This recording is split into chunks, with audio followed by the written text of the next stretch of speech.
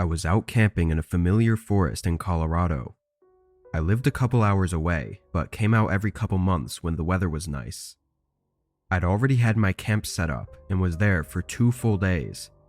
I spent those days getting the tent situated and going fishing, not really doing much else. On the 3rd day though, I set out on a hike just north of my campsite. There were no trails out there, so I was just going partially up the mountainside in a general direction. I knew all the landmarks near my camp and had all the necessary equipment to make sure I didn't get lost, so I was just enjoying the walk. It was probably a little past midday at this point, and as I walked further up, I noticed a column of smoke coming from behind me. It almost looked like it was coming from right by my campsite. I walked around to try and get a better view, and as far as I could tell, there was something burning either at my campsite or somewhere in the close area. I quickly made my way back, worrying about what it could be, but I knew that I hadn't left the fire going, so I really had no idea. Once I got about a quarter mile away from the base of the smoke, it became more apparent that it wasn't directly from my camp. I made it back to confirm, and nothing was wrong with anything. The smoke was coming from somewhere very close though, just far enough into the trees for me to not see anything. I thought about going and seeing what it was, but the only thing it could be at this point was someone else's campfire. It was strange that someone happened to be out here in the exact place I was, because again, there were no trails leading to this specific spot, but I definitely didn't want to run into some random people out here, so I stayed at my camp. I didn't really think much else on it. I just went on with my day and did some other things around the camp. Probably an hour passed before I casually looked around and felt my body stiffen when I saw a man standing in the forest. It was so unexpected, and the way he was standing seemed like he was just looking at me. Being so oblivious, I had no idea how long he'd been there. I lifted up my arm and did a nervous wave, but the man didn't wave back. He was too far to see if he was actually watching me, but he was definitely facing toward the campsite. After a minute, I went back to what I was doing, but I kept my eyes up and checked every now and then, and the man stayed in that same spot for almost 15 minutes before he was finally gone. That had really creeped me out. There just didn't seem to be any reason for someone to be acting like that. I waited a few hours, watching my surroundings the whole time, before walking over to where I'd seen the man standing. I wanted to see if there was something there that might have had his attention, but I didn't see anything. It was just another part of the forest. I went back to my camp as the sun was beginning to set. I tried to tell myself it was nothing, and I was overthinking all of it, but the more I really thought about it, the more I got creeped out. By the time the sun had fully set, I still hadn't seen anything else though. I was sitting right outside of my tent and got the fire going. I don't know how long I was out there for, at least an hour, before I noticed a flickering light to my left. It was from another campfire out in the forest close by. Oddly, it wasn't in the direction I'd seen the smoke coming from earlier in the day though. It was near where I'd seen the man. I stood up, now feeling that unnerving sense building up in me again. Looking closer, I could actually see the base of the campfire, but it didn't look like anyone was around it. I moved my eyes around the dark forest, carefully scanning the entire area, and as my eyes moved around, I saw something else. Behind a bush, only 10 or 15 feet away, I could see a face looking back at me. My heart stung from the immediate stress and fear that ran through me. For the few seconds I looked at them though, it seemed like the figure didn't think I could see him. He was definitely looking back at me, but remained completely still. I took a few steps back, standing behind my campfire and keeping my eyes locked in the direction of the man. The most terrifying 30 minutes of my life passed extremely slowly. before I saw the figure begin moving back, making his way further into the forest. They stayed crouched and moved slowly all the way back until they were fully covered by the dark in the trees. I remained with my eyes wide open and shifting around in all directions for the whole night, not seeing anything more. Once the sun was lighting up the forest enough, I packed up and headed out, walking as fast as I could until I made it back to my car. Whatever was going on out there was far too suspicious, and something told me that staying there any longer would only put me at risk of finding out the extent to their likely harmful intentions.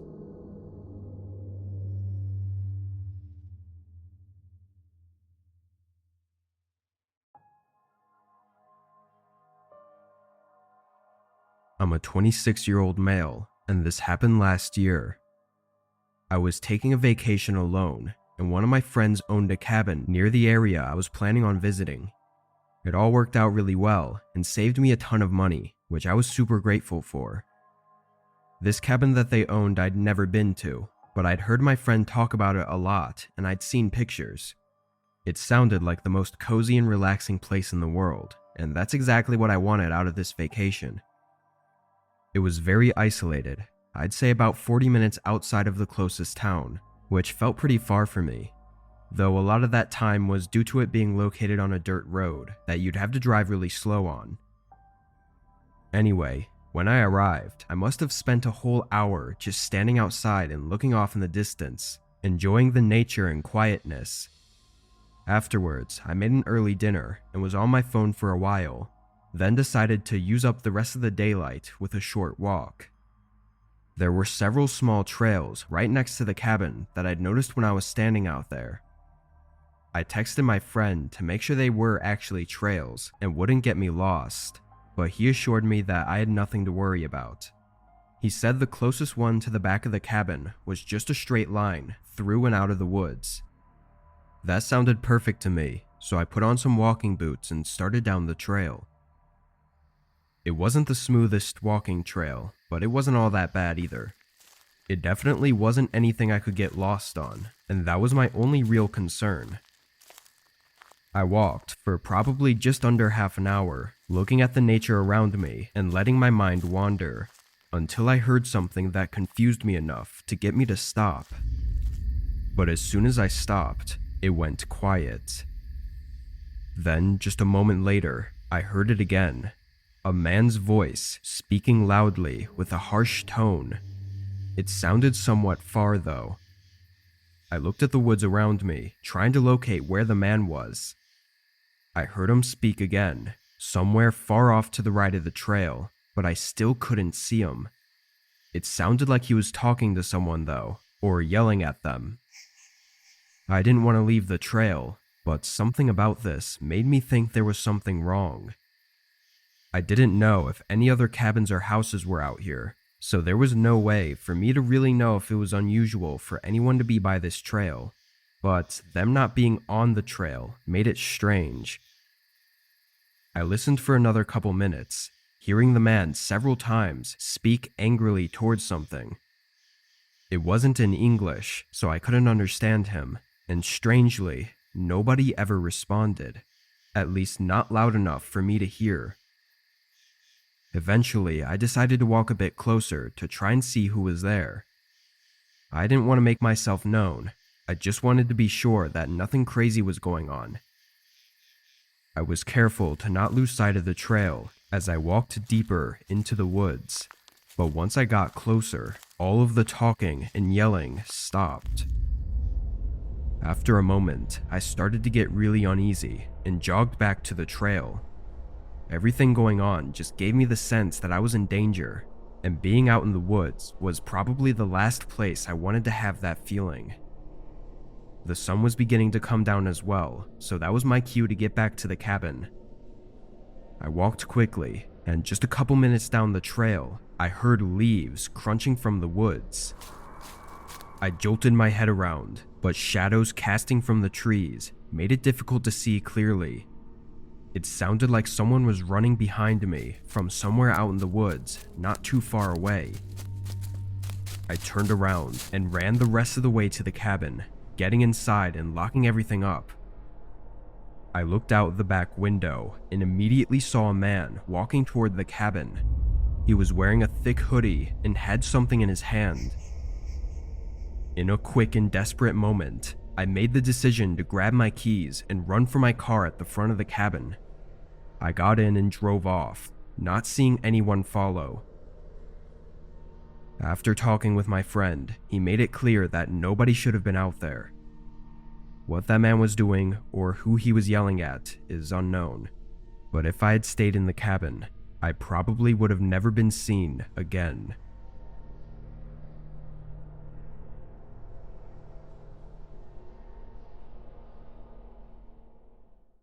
Before I get into this next story, I want to talk about an important sponsor for today's video.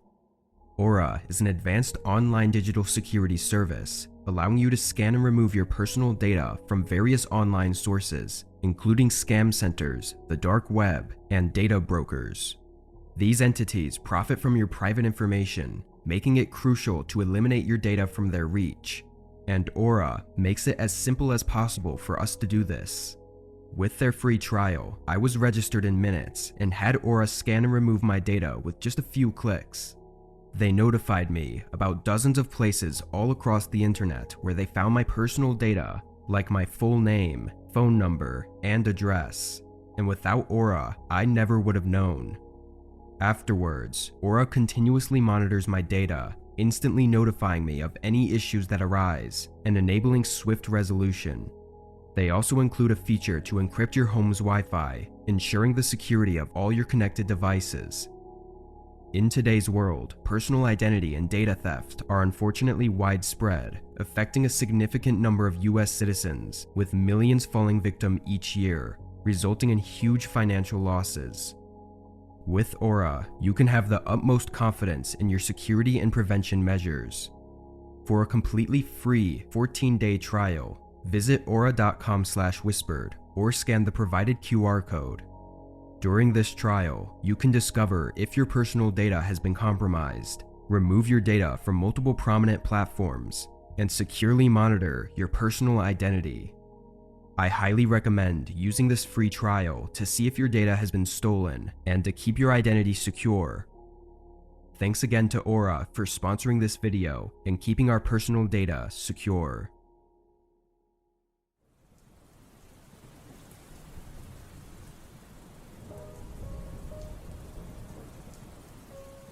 My friend and I lived in a small town outside of Seattle, and for the prior few years, we'd both gotten really into camping, hiking as well, but there was something about setting up a camp and just living out there among the wildlife that hit differently.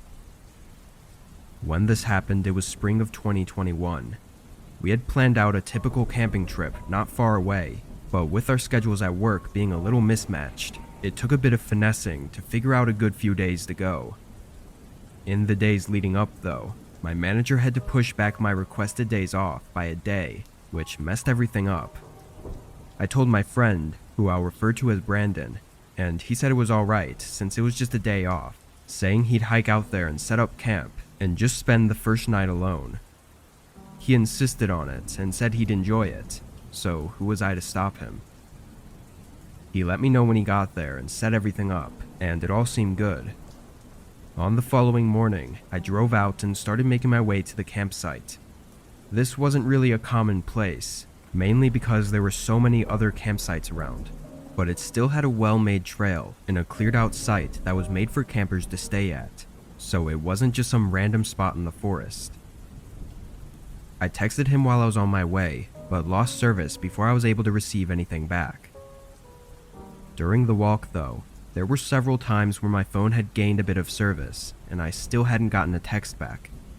I thought maybe he was having service issues, or possibly it was something wrong with my phone, but basically there were a million reasons why I didn't get a text back, so I wasn't too surprised. But once I got to the camp, something was missing. Brandon.